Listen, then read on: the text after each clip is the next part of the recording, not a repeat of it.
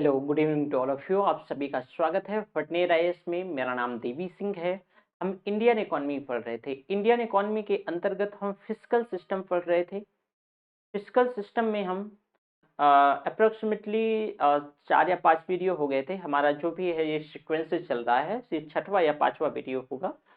हम देखो, हमारा ये ऐप है भटनेर आईएएस का। गूगल प्ले स्टोर पे जाना है, भटनेर आईएएस के ऐप पे प्रॉपरली आपको ये डाउनलोड कर लेना है। इसमें से complete video, complete PDF, test, ये सारी चीजें आपको प्राप्त होंगी, ठीक है। और इसके साथ साथ मैं आपको बता दूं कि इसमें से हम ना राजकोषीय सुदृढ़ीकरण, फिस्कल कंसोलिडेशन पढ़ना है। हमने 14वां और 15वां वित्त आयोग जो है इसकी सिफारिशों को डिटेल में देखा था। एक्चुअल में होता क्या है फिस्कल कंसोलिडेशन?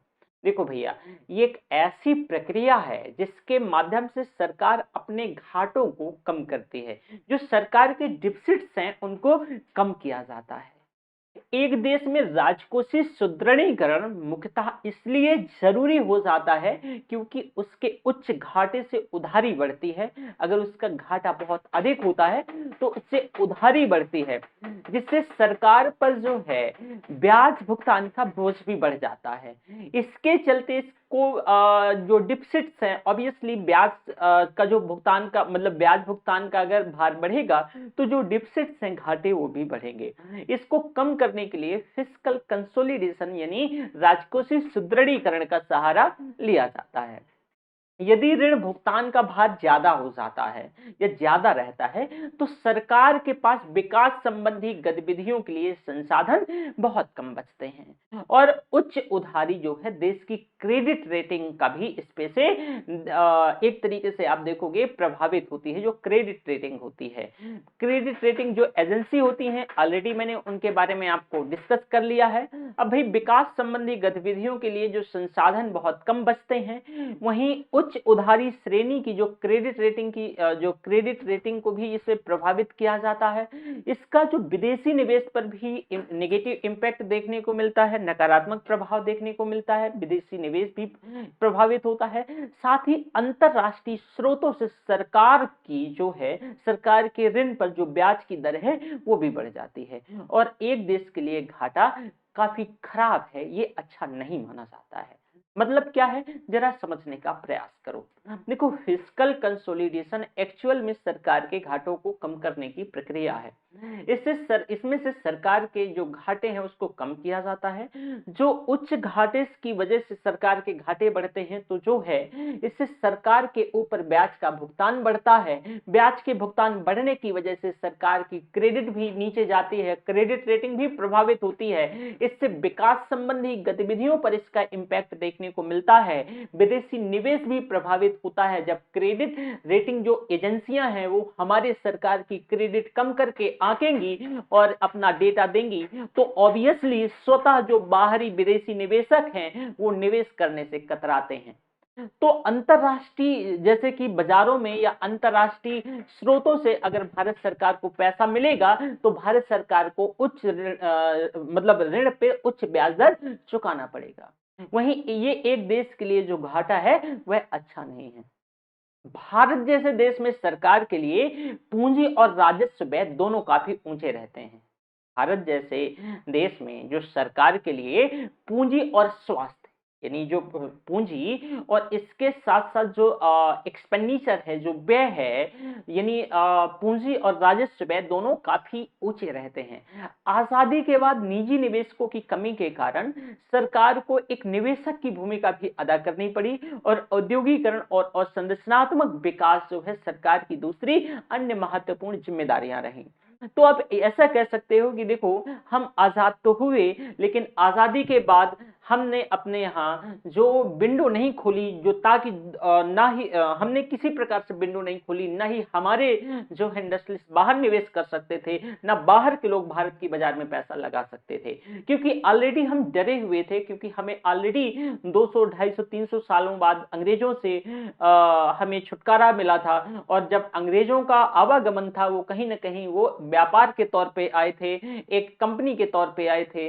बाद में उन्होंने हमारी टेरिटरी का का अधिग्रहण कर लिया और उनने हमारे जो पॉलिटिकल राइट्स, सारे राइट्स वो एक्वायर कर लिए। तो हमें ऑलरेडी हम उभरे थे, हमने 250-300 सालों की लड़ाई लड़ी, इसके बाद हम तुरंत ये एक रिस्क नहीं लेना चाहते थे। तो ऑब्वियसली कि अगर सरकार को ही सब कुछ करना है तो सरकार यहाँ निवेशक की भी भूमिका अदा करनी पड़ी सरकार को, और इसके चलते औद्योगिकरण और जो अवसंरचनात्मक विकास है वो उतनी तेजी से रैपिडली नहीं भाग सका जितनी की उम्मीद की जा रही थी।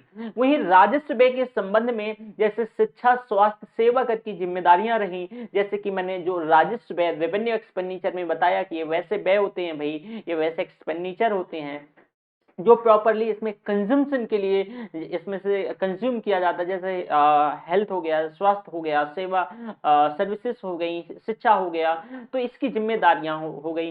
वही आर्थिक असमानता की वजह से सामाजिक न्याय सुनिश्चित करने के लिए सरकार को बहुत सारी वेलफेयर स्कीम शुरुआत करनी पड़ी। हमारे डीपीएसपी में खास करके सामाजिक न्याय की बात करी गई है।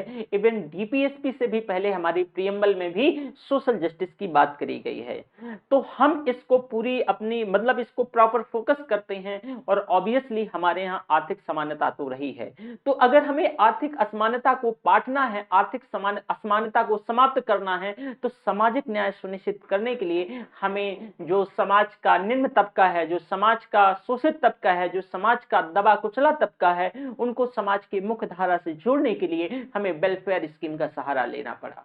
और इसीलिए सरकार ने सामाजिक न्याय को सुनिश्चित करने के लिए सरकार कई सारी वेलफेयर स्कीम शुरू करी। क्योंकि गरीबी बहुत ज्यादा थी, बहुत उच्च थी, तो अब ये जरूरी था, ये बहुत उच्च होने की वजह से यह आवश्यक था कि भाई जो है वस्तु और सेवा की उपलब्धता सुनिश्चित करने के लिए सब्सिडी को एक उपकरण के तौर पे प्रयोग किया जाने लगा। आज भी हमारे यहाँ सब्सिडी प्रॉपर दी जाती है, बहुत सारे जैसे कि पीडीएस सिस्टम या बहुत सारी चीजों में एलपीजी में सब्सिडी मिलती है। तो देखो कुछ ऐसी चीजें हैं जो बहुत गरीबी बहुत अधिक होने की वजह से जो अफोर्ड नहीं कर सकते थे, सरकार ने उन्हें डायरेक्टली इनडायरेक्टली सब्सिडाइज किया। ठीक है, अब ऑब्वियसली अगर सब्सिडी बढ़ेगी, सब्सिडी दी जाएगी, तो सरकार का खर्चा तो बढ़ेगा ही बढ़ेगा, और जब सरकार का खर्चा बढ़ेगा, सरकार की उतनी पावती अर्थात रिसीट नहीं है, उतना प्राप्ति नहीं है, तो ये स्वतः देखने को मिलेगा कि सरकार घाटे में जा सकती है। ठीक है, इसके साथ साथ आप देखोगे कि देश में जागरूकता की कमी भी थी। भ्रष्ट प्रथाओं के कारण जो टैक्स कंप्लायंस है, जो टैक्स अनुपालन है, ये भी काफी कम रहा, टैक्स का कलेक्शन नहीं ठीक ठाक हो रहा। तो देश के कुल मतदाताओं में से अगर हम बात करें तो जितना भी मतदाता है मात्र 7% ही आयकर का भुगतान करते हैं। देश की कुल आबादी के 2% मतलब जो टोटल आबादी है उसका 2% या उससे भी कम आयकर अदा, मान लो इसमें से अगर हम बात करें तो जो टोटल मतदाता हैं उनमें से 7% ही आयकर का भुगतान करते हैं, अर्थात देश की कुल आबादी के 2% भी आयकर अदा नहीं करते हैं, अर्थात 2% या उससे कम लोग आयकर अदा करते हैं। इसके अतिरिक्त कुछ नीति संबंधी उद्देश्यों की प्राप्ति के लिए सरकार का जो खर्च है, टैक्स एक्सपेंडिचर है, वो भी उच्च रहा, बहुत ज्यादा रहा। इसके चलते जो कर खर्च है, सरकार के द्वारा दिए गए करों की छूट को ये संबोधित करते हैं, इसको टैक्स एक्सपेंडिचर या कर टैक्स कहते हैं। इसके उच्च होने की वजह से एक इशू आया, तो देश में जो घाटा है वो सदैव बना रहा। और किसी भी, चाहे आप हो, चाहे मैं हूं, या देश हो, या किसी भी स्तर पे अगर घाटा कब होता है कि हमारे खर्चे ज्यादा हैं, हमारी कमाई कम है। स्वतः जो आप खर्चे ज्यादा हैं, अगर कमाई से उसे खर्चों को घटा दिया जाए तो जो डिफरेंस है वही घाटा है। तो अगर हमें अपनी जरूरतों को पूरा करने के लिए किसी से उधार लेना पड़ेगा, उससे घाटे मतलब उसको घाटा ही कहा जा सकता है। तो भाई क्या है, हम स्टार्टिंग से घाटे में रहे।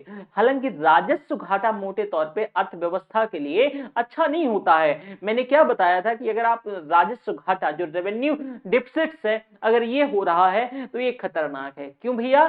क्योंकि आपकी जो रिसीट्स है, देखो जो रेवेन्यू एक्सपेंडिचर्स है, तो मैंने अभी आपको रेवेन्यू एक्सपेंडिचर डिटेल में भी बताया था, रेवेन्यू जो रिसीट है वो भी बताया था। तो भाई ये ऐसे एक्सपेंडिचर होते हैं जो आप कंज्यूमशन के उद्देश्य से करते हो, इससे कोई संपत्ति तो बनती नहीं है। फिर भी अगर आप कंज्यूमशन आपका इतना ज्यादा है, आपके पास पैसे कम है, तो स्वतः आपका स्थिति खराब लगातार होता जाएगा। तो जो राजकोषीय सुदृढ़ीकरण का जो स्वर्णिम नियम यही कहता है, या फिस्कल कंसोलिडेशन का गोल्डन रूल ये कहता है कि राजस्व घाटे को शून्य किया जाए। मतलब आप ठीक है पैसा लो उधारी चलेगा, कोई बात नहीं है, लेकिन आप खाने पीने के उद्देश्य से मत लो। जैसे कि मैं हमेशा एक चीज बोलता हूं, यहां समझाता हूं कि उदाहरण देखिए कि अगर आप पापा से हर माह बोलोगे कि पापा मुझे 20,000 रुपया चाहिए और आपको देना होगा, और आप उस पैसे का खा पी लेते हो, पापा 2-4 साल बाद आपको खुद ही एक हे दृश्य से देखेंगे कि भाई आप ना कुछ कर रहे हो, ना कमा धमा रहे हो, आप फर्जी 20,000 रुपया खा पी ले रहे हो, तो ये ठीक नहीं है, आप कुछ करो। लेकिन वहीं आप पापा से कहोगे कि पापा अभी मुझे थोड़ा सा आपसे असिस्ट चाहिए, आपसे थोड़ा सपोर्ट चाहिए, मैं अपना कोई स्टार्टअप शुरू कर रहा हूँ या कुछ शुरू कर रहा हूँ, मुझे इतना रुपया चाहिए, तो पापा बोले कोई बात नहीं भाई, क्योंकि फ्यूचर में वो रिटर्न देगा। तो यहाँ आप देखोगे कि ये जो है, जो रेवेन्यू डिफिसिट से राजस्व घाटा है, राजस्व घाटे को जो फिस्कल कंसोलिडेशन का गोल्डन रूल यही कहता है कि भाई आप इसे कंजम्पशन के तौर पे इसका उपयोग कर रहे हो तो इसे शून्य कर दो, क्योंकि अगर इसे शून्य नहीं करोगे तो ये किसी भी देश के लिए या किसी भी इंडिविजुअल के लिए खतरनाक है। अब ऋण की प्राप्ति जो है मात्र पूंजी निर्माण के उद्देश्य से हो, कहा जाता है कि अगर आप पैसा प्राप्त कर रहे हो कोई बात नहीं करो, लेकिन मात्र पूंजी निर्माण की वजह से, पूरी पूंजी निर्माण के उद्देश्य से हो। घाटे को कम करने के उद्देश्य से आय और व्यय दोनों का ध्यान रखा जाना चाहिए। घाटे को कम करने के उद्देश्य से आय और व्यय दोनों का ध्यान रखा जाना चाहिए। राजकोषीय सुदृढ़ीकरण के अंतर्गत कुछ उपाय भी सुझाए गए। क्या क्या उपाय हैं, जरा इसे समझने का प्रयास करिए। तो आपने देखा कि फिस्कल कंसोलिडेशन एक्चुअल में क्या है, इसमें यही फोकस किया जा रहा है कि आपको जो रेवेन्यू डिफिसिट से जो राजस्व घाटा है उसको शून्य लेके आना है और आपको अपनी स्थिति सुधारना है, ताकि आप जो घाटे की समस्या से ग्रसित है आप इनहंस कर जाएं, उससे छुटकारा पाया जा सके।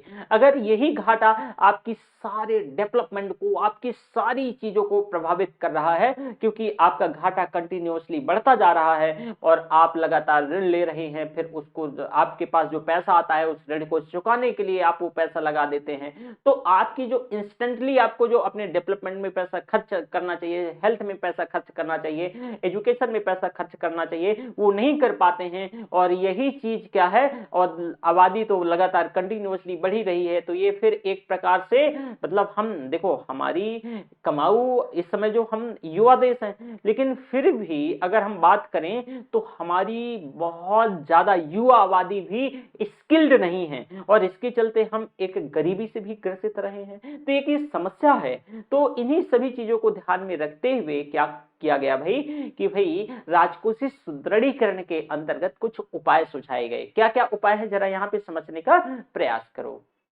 मंत्रालयों के आकार को छोटा करके, मतलब मंत्रालय जो मिनिस्ट्रीज हैं इनके आकार को छोटा किया जाए।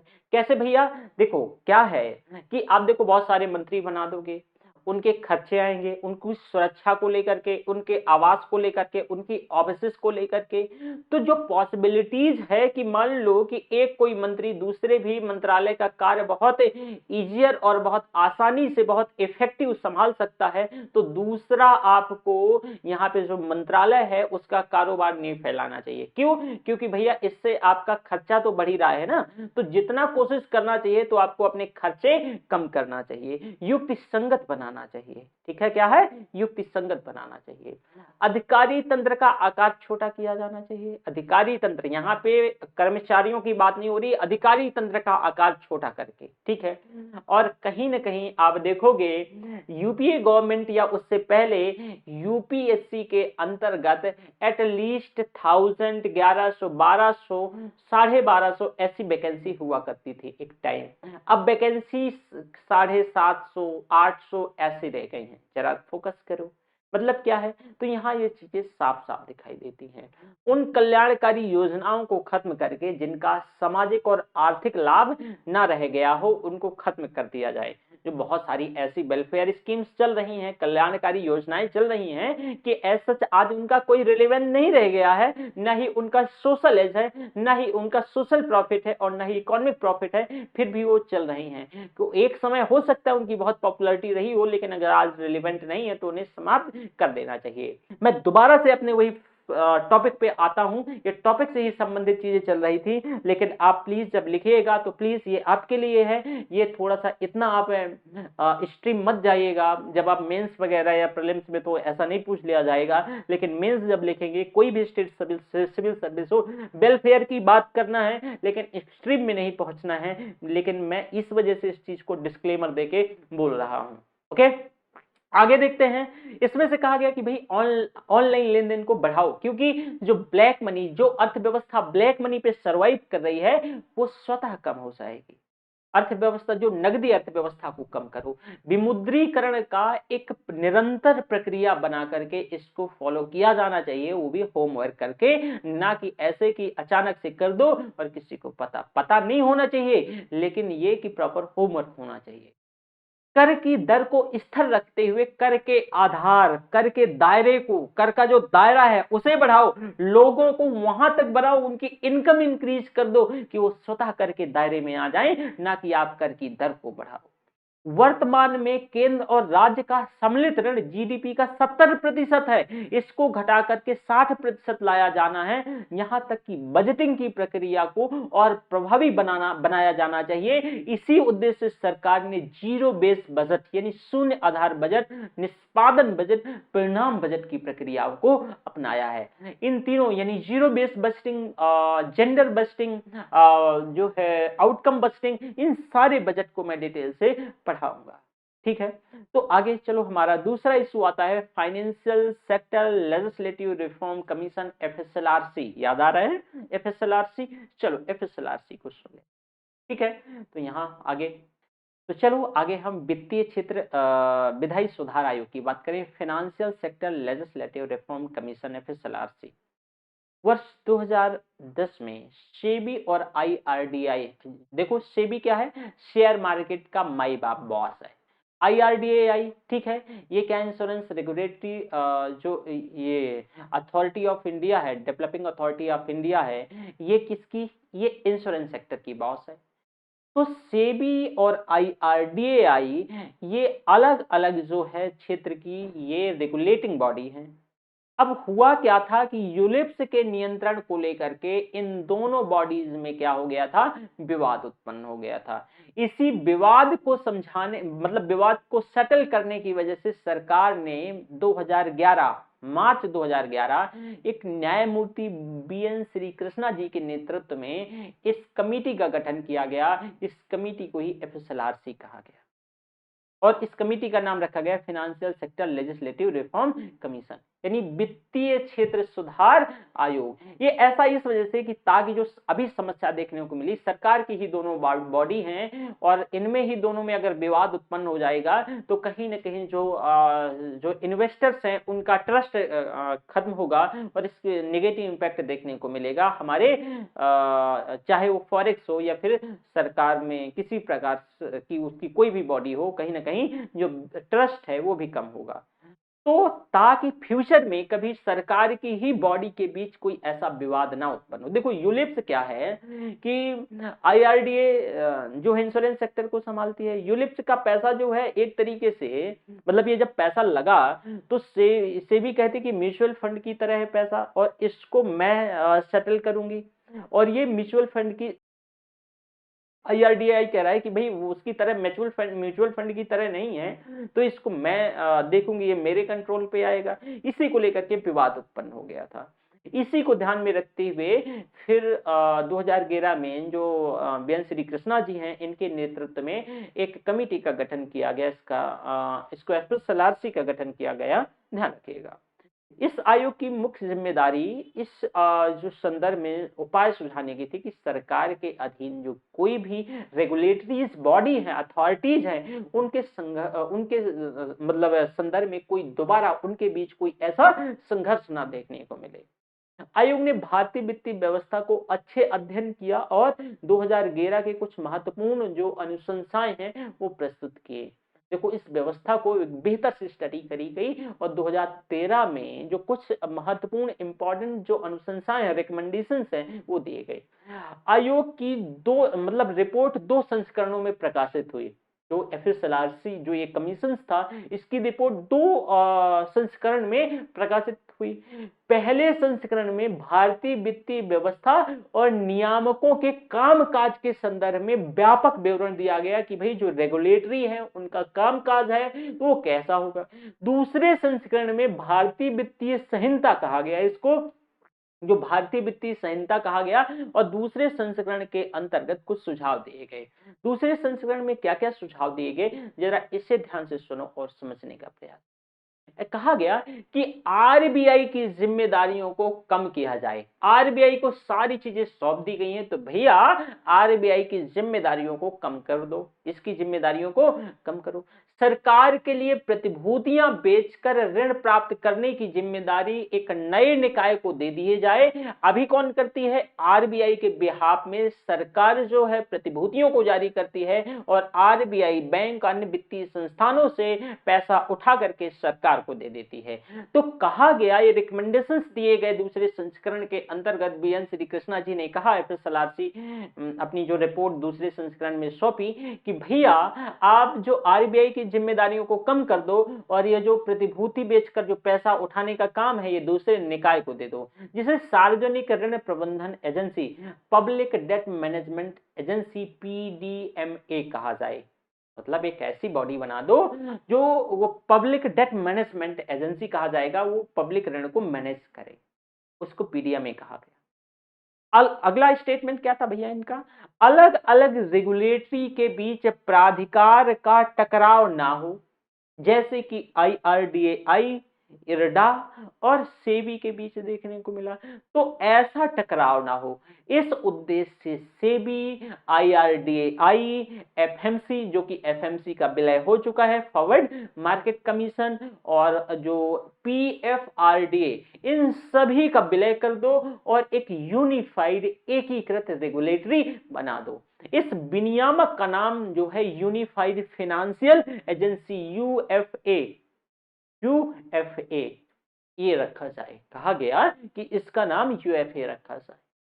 किसी भी प्रकार के विवाद को सुलझाने के उद्देश्य से वित्तीय क्षेत्र अपीली अधिकरण का गठन किया जाए। किसी भी प्रकार के विवाद को सुलझाने के उद्देश्य से वित्तीय क्षेत्र अपीली अधिकरण का गठन किया जाए। किसी भी प्रकार के विवाद को सुलझाने के उद्देश्य से एक, जब मान लो कि एक अपीली कोई एक अथॉरिटी जो अधिकरण का गठन किया जाएगा, तो जो इश्यू आएंगे वो बहुत आसानी से सेटल हो जाएंगे। जो रेगुलेटरी है इनको यह सुनिश्चित करना चाहिए कि वित्तीय कंपनियां उपभोक्ता के अधिकारों की सुरक्षा हेतु पर्याप्त कदम उठा रहे हों, और नियामकों की वित्तीय कंपनियों के विफल होने की जो प्रायिकता को निगरानी के जरिए कम करना चाहिए। समझ में आया? आरबीआई पीडीएमए के गठन के विचार के सख्त खिलाफ थी, और इसके अनुसार सरकारी प्रतिभूतियों की खरीद बिक्री ना सिर्फ सरकार के लिए ऋण प्राप्ति का उपकरण है, बल्कि यह मौद्रिक नीतियों का भी उपकरण है। ये मौद्रिक नीतियों का भी उपकरण है। अब आरबीआई के विरोध के कारण सरकार ने फिलहाल पीडीएमए के गठन के विचार छोड़ दिया है। यूएफए यूनिफाइड फाइनेंशियल जो एजेंसी है, इसके गठन के उद्देश्य से सितंबर 2015 में यानी एफएमसी फॉरवर्ड मार्केट कमीशन का विलय सेबी के साथ कर दिया गया, और धीरे धीरे ये प्रक्रिया अन्य जो मतलब बॉडी है, रेगुलेटरी बॉडी, इन निकायों को ये मर्ज कर दिया जाएगा। ओके, तो ये आपने देखा, ठीक है। अब ऑफ बजटिंग बारोइंग क्या है, दूसरा हमारा सब हेडिंग है। देखो of budgeting burrowing, of budget burrowing यानी बजट से इतर उधारी की है। ऑफ बजटिंग बारोइंग, ध्यान से सुनना, ऑफ बजटिंग बजट से इतर उधारी, बजट से अलग आप उधार ले रहे हो, तो इसका उपयोग सरकार के राजकोषीय घाटे को कम करने के उद्देश्य से किया जाता है। होता क्या है कि सरकार है मान लो, और सरकार का घाटा बढ़ रहा है, सरकार का पूरा जो खर्चा है वो बजट से नहीं निकल रहा है, बजट से पूरा नहीं पड़ रहा है, तो सरकार क्या करे कि ऑफ बजटिंग बारोइंग कर ले। मान लो कि आप सरकार हो, ठीक है, जैसे आप हो, आपके पापा आपको कुछ पैसे दे रहे हैं, और आपके उस पैसे में आपका खर्चा नहीं पूरा हो रहा है, तो आप बगल वाले यानी अपने मामा या फूफा जी से पैसा लेके खर्च कर लें, ठीक है। और किस लिए, क्योंकि आपने कभी किसी से पैसा लिया था तो उसको चुकाने के लिए, तो राजकोषीय घाटे को कम करने के उद्देश्य से ऑफ बजटिंग का प्रयोग किया जाता है, इसी को ऑफ बजटिंग का। राजकोषीय घाटे से सरकार की वित्तीय स्थिति का पता चलता है। तो राजकोषीय घाटे से सरकार की जो फाइनेंशियल जो कंडीशंस हैं इसका पता चलता है। देश के अंदर और बाहर की क्रेडिट रेटिंग संस्थाएं इस आंकड़े पर निरंतर नजर रखती हैं। अभी ऑफ बजट बोरोइंग ऐसे ऋण होते हैं जो केंद्र सरकार सीधे तौर पर नहीं लेती है। ऑफ बजटिंग ऐसा ऋण होता है, आप इसको सीधे तौर पर नहीं लेते हो, मान लो आप केंद्र सरकार, बल्कि कोई दूसरी सार्वजनिक संस्था केंद्र सरकार के लिए मतलब केंद्र सरकार के कहने पर पैसा प्राप्त करती है। ऐसे अप्रत्यक्ष ऋण भी सरकारों के खर्चों को पूरा करने में मदद करते हैं, क्योंकि इन ऋणों का दायित्व औपचारिक तौर से केंद्र सरकार का नहीं होता है, अतः ये राजकोषीय घाटे में शामिल नहीं किए जाते हैं। क्यों? क्योंकि सरकार ने डायरेक्टली पैसा नहीं लिया था, लेकिन इनडायरेक्टली सरकार के लिए कोई दूसरी एजेंसी काम कर रही, ठीक है। परंतु दीर्घावधि में इस ऋण का प्रभाव पूरे देश के वित्तीय स्वास्थ्य पर जरूर देखने को मिलेगा।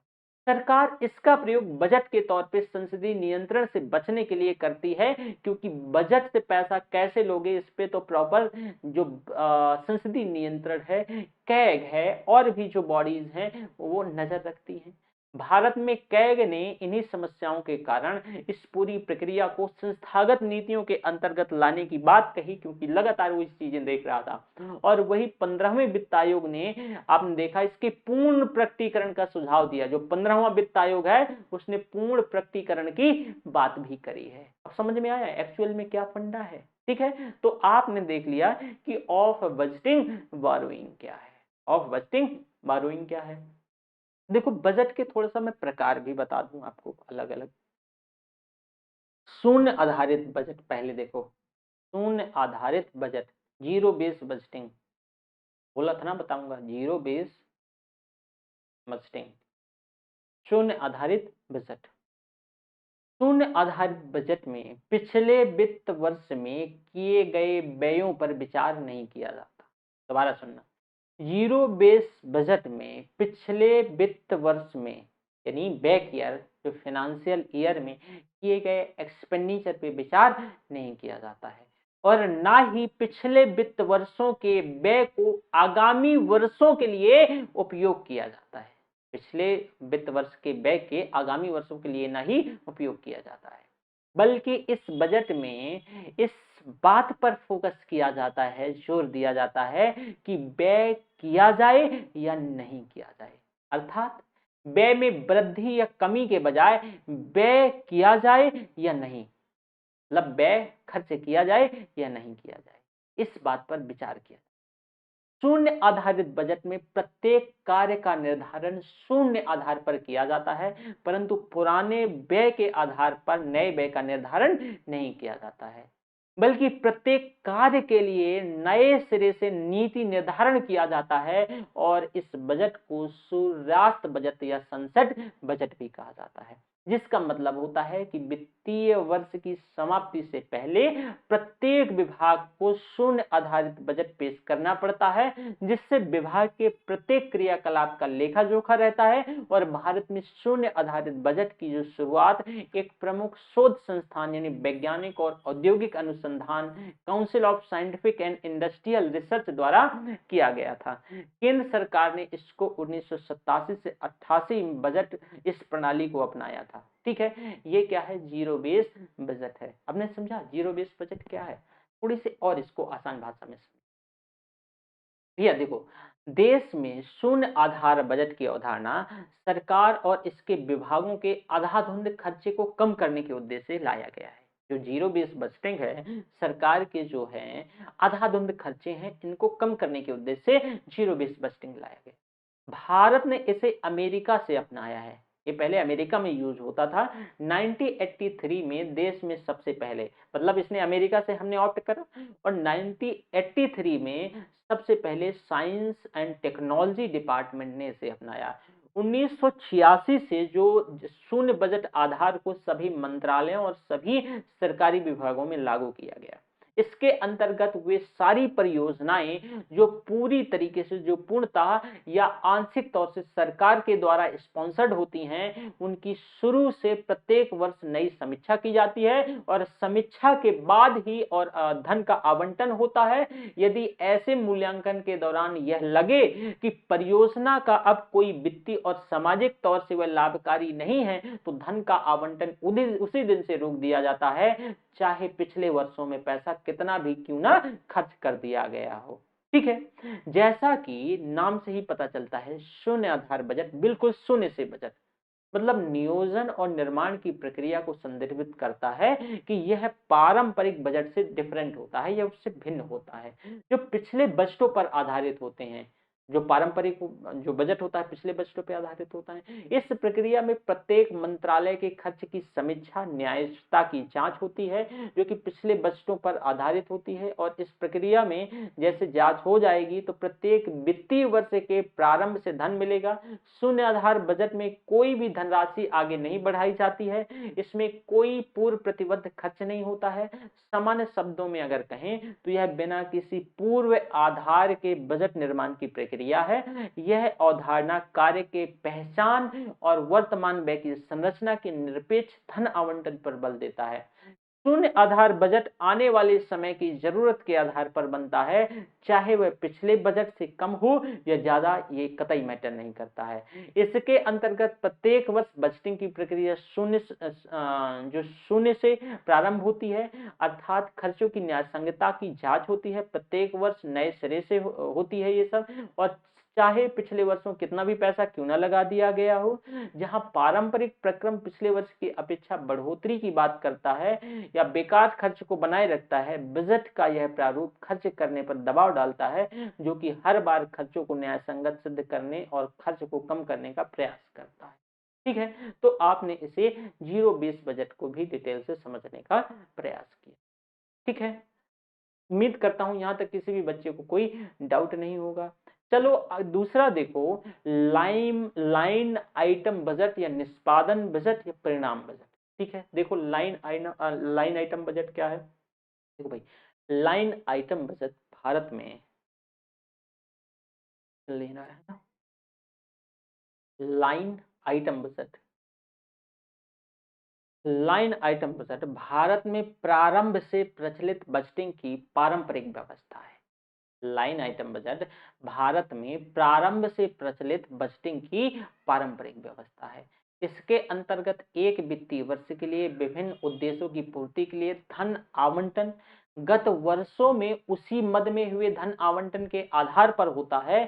साल दर साल निवेश पर उत्पन्न लाभ का आकलन किए बिना ही आवंटन बढ़ता रहता है। बजटिंग का यह प्रारूप किसी भी आकलन या वास्तविक आवश्यकता के विश्लेषण पर बेस्ड नहीं है। यह काफी कठोर व्यवस्था है, क्योंकि इसके अंतर्गत आवंटित धन का प्रयोग मात्र उसी उद्देश्य से हो सकता है जिसके लिए यह आवंटन हुआ है, दूसरे उद्देश्यों के लिए नहीं किया जा सकता। इस प्रकार की बजटिंग से सरकार मुख्यतः धन आवंटन को लेकर के चिंतित रहती है, ना कि धन के दक्षतापूर्ण प्रयोग को लेकर के। ठीक है, अब एक सुधार के तौर पे भारत में निष्पादन बजट की अवधारणा को अमेरिका से अपनाया गया है। अमेरिका में सरकार के इस अवधारणा को ऑटोमोबाइल कंपनी जो जनरल मोटर्स हुआ करती थी, ये इसी से अपनाया, जो कि इसके प्रयोग और इसके वित्त प्रबंधन में करती थी। इसे भारत में प्लानिंग प्रोग्रामिंग आधारित बजटिंग भी कहा गया, और ऐसा इसलिए क्योंकि भारत में पंचवर्षीय योजनाओं के माध्यम से दीर्घकालीन लक्ष्य तय किए जाते थे और इन लक्ष्यों की प्राप्ति के लिए योजनाएं कार्यक्रम शुरू किए जाते थे।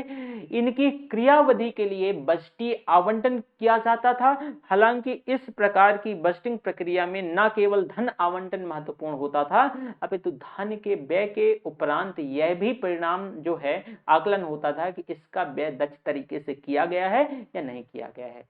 परिणाम बजट एक दूसरा अन्य सुधार है। इसके अंतर्गत बजट जो है अभिभाषण में यह घोषित कर दिया जाता है कि किस उद्देश्य से कितनी धनराशि दी जाएगी, परंतु धन का जो वितरण है तत्काल नहीं किया जाता है।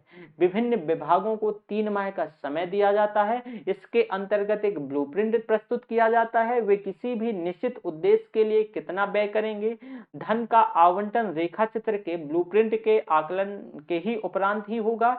वित्त वर्ष की समाप्ति के बाद इस बात का पुनः आकलन किया जाएगा और धन का जो व्यय है रूपरेखा चित्र के अनुसार हुआ है या नहीं। परिणाम बजट जो है मात्रात्मक और गुणात्मक दोनों ही आउटपुट का मूल्यांकन करता है, दोनों ही आउटपुट का मूल्यांकन करता है। तो जो परिणाम मुखी या आउटकम बजट है, आपने देखा इसमें कि भारत में हर वर्ष एक बड़ी संख्या में विकास से संबंधित योजनाएं चलती रहती हैं, कोई ना कोई योजनाएं बनी रहती हैं, चाहे वो मनरेगा हो, चाहे यानी NRHM हो, या मध्याह्न भोजन योजना हो, मिड डे मील वाला, या प्रधानमंत्री ग्राम सड़क योजना हो, या डिजिटल इंडिया, या प्रधानमंत्री कौशल विकास योजना। इन योजनाओं में हर वर्ष भारी भरकम पैसा धनराशि खर्च की जाती है, लेकिन ये योजनाएं अपने लक्ष्य को प्राप्त करने में कहां तक सफल रही हैं, मूल्यांकन के लिए हमारे देश में कोई खास पैमाना नहीं है, कोई निर्धारित कोई एक ऐसा इंडेक्स ही नहीं है। तो कई बार योजनाओं के लटके रहने से लगता है कि कई गुना की बढ़ोतरी हो जाती है, और इन कमियों को दूर करने के लिए 2005 में क्या किया गया है कि भाई पहली बार भारत में जो है आउटकम बजट पेश किया गया। इसके अंतर्गत जो आम बजट में आवंटित धनराशि विभिन्न मंत्रालय और जो डिपार्टमेंट है उन तो विभागों ने किस प्रकार उपभोग किया है, इसका कैसे उपयोग किया है, उसका ब्यौरा देना जरूरी होता है। ठीक है, तो ये आउटकम बजट है। ये क्या है भाई? Outcome budget. ठीक है, तो आपने आउटकम बजट भी देख लिया। दूसरा, हमने जीरो बेस्ड बजट तो ऑलरेडी पढ़ ही लिया है। इसके बाद एक जेंडर बजटिंग आती है, थोड़ा सा जेंडर बजटिंग भी देख लो। जेंडर बजट, जेंडर बजट देखो भाई, जेंडर लिंक यानी ये एक उदासीन शब्द, यहाँ पुरुष महिला यहाँ तक कि ट्रांसजेंडर के लिए ये प्रयुक्त हो सकता है। जेंडर बजटिंग से मतलब ये है कि बजट के उन प्रावधानों के आकलन के माध्यम से कि एक लिंग विशेष पर इसका क्या प्रभाव, को समझने से होता है। अब भारतीय समाज हमेशा से एक पितृसत्तात्मक समाज रहा है, पैट्रियार्की रहा है। इसमें से सत्ता पुरुष सदस्यों के पास रही है। पारंपरिक तौर से संपत्ति और उपनाम का हस्तांतरण पिता से पुत्र की ओर होता रहा है, ना कि पिता से पुत्र की ओर।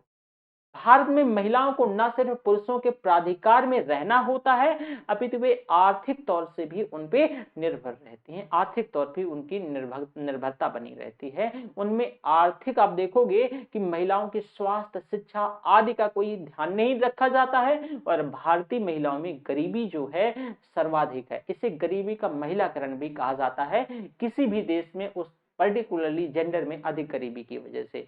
ऐसा इस वजह से है क्योंकि वो मतलब जो इकोनॉमिकली डिपेंडेंट दूसरे पर है, वो सेल्फ डिपेंडेंट नहीं है इकोनॉमिकली, इसी वजह से। और उसके बहुत सारे कारण हैं, एक पैट्रियार्की और एक उनका वल्नरेबल सेक्शन होना। हालांकि वल्नरेबिलिटी को हमने ही बनाया है, हमने ही कि महिलाएं ये नहीं करेंगी, वो नहीं करेंगी, मतलब हम एक प्रॉपर बताया ना कि हम उन्हें एक अधिकार के तौर पे, एक वस्तु के तौर पे, हमारी ये पित्रात्मक समाज का एक क्या है, एक बहुत ही खराब दशा रहा है, एक खराब विचार रहा है।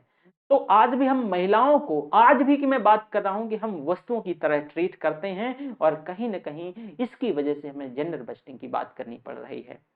देखो, महिलाओं के सामाजिक आर्थिक वंचन के कारण भारत में जेंडर बस्टिंग सामाजिक न्याय का एक उपकरण बना है। अगर इक्वल ट्रीटमेंट हम पहले से करते, आज भी करते, तो जेंडर बस्टिंग की जरूरत नहीं पड़ती। लेकिन जेंडर बस्टिंग शब्द का जो सर्वप्रथम उल्लेख है वित्त मंत्रालय ने 2001 में किया। 2001-2 का जो है बजट 2001-2 में देश की महिलाओं पर प्रभाव को समझने के उद्देश्य से सबसे पहले आधारित, मतलब जेंडर आधारित मूल्यांकन किया गया, और वर्ष 2002 में जेंडर बजटिंग जो है इसकी जिम्मेदारी national institute of public finance and policy को दी गई।